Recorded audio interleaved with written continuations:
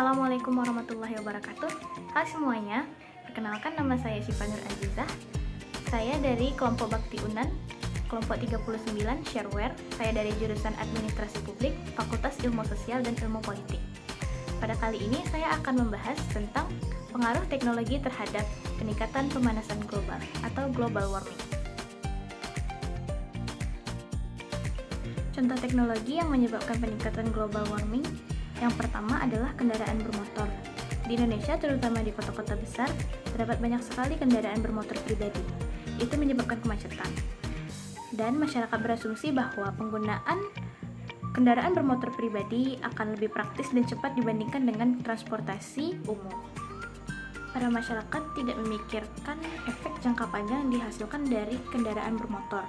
Setiap kendaraan bermotor menghasilkan emisi yang mengandung karbon monoksida, nitrogen oksida, hidrokarbon, sulfur dioksida, timah hitam, dan karbon dioksida.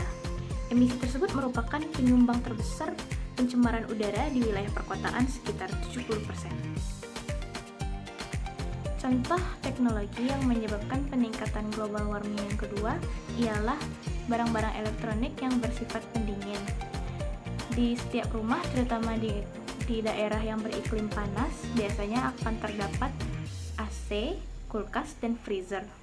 Namun, alat-alat ini menyebabkan efek pemanasan yang sangat kuat. Alat-alat pendingin tersebut nantinya akan menghasilkan zat bernama zat fluorinasi, yaitu merupakan zat perusak ozon yang berada di stratosfer dan akan bertahan di lapisan ozon selama berabad-abad hingga menyebabkan pemanasan global. Penggunaan teknologi yang menghasilkan zat CFC ditambah dengan penggundulan hutan yang semakin marak dan juga semakin ramainya perusahaan industri menambah parah terjadinya global warming. Dampaknya, es di kutub utara dan selatan akan mencair dan naiknya permukaan air laut. Selain itu, global warming akan menyebabkan perubahan curah hujan yang berdampak pada banjir dan kekeringan. Dan bencana lain akan datang seperti perubahan pola pertanian, kepunahan spesies tertentu, perubahan cuaca ekstrim, peningkatan jenis faktor pembawa penyakit, dan efek-efek lainnya seperti kelangkaan air dan juga kelebihan air di suatu daerah. Peningkatan suhu di permukaan bumi akan berdampak buruk pada kesehatan manusia. Kasus meninggalnya orang karena gelombang panas semakin meningkat. Dan juga banyak orang-orang yang mengungsi dari tempat yang panas ekstrem ke tempat yang lebih sejuk dan adem. Lalu, pemanasan global ini juga menyebabkan kerugian ekonomi secara signifikan. Dampak-dampak ini akan bertambah buruk apabila suatu negara atau wilayah itu memiliki kepadatan penduduk yang tinggi. Upaya yang bisa kita lakukan untuk mengurangi dampak global warming yang pertama ialah mengurangi kendaraan bermotor.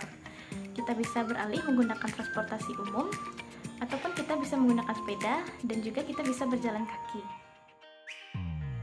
Upaya yang kedua ialah mengurangi alat-alat elektronik pendingin yang menghasilkan CFC seperti AC, kulkas, dan freezer. Kalau AC, kita bisa mengubahnya dengan kipas angin manual atau kipas angin listrik. Upaya yang ketiga ialah menghemat listrik, karena sebagian besar listrik di Indonesia masih berasal dari pembakaran batu bara. Itu juga merupakan salah satu penyebab peningkatan global warming dan juga menyebabkan pencemaran udara. Upaya yang keempat yaitu melakukan reboisasi dan penghijauan di area hutan-hutan gundul dan juga di tepi-tepi pantai. Tujuannya adalah untuk mengurangi kadar karbon dioksida dan mengurangi polusi udara. Upaya yang kelima adalah mengendalikan limbah, memisahkan sampah, mendaur ulang sampah, dan juga menghindari pembakaran sampah.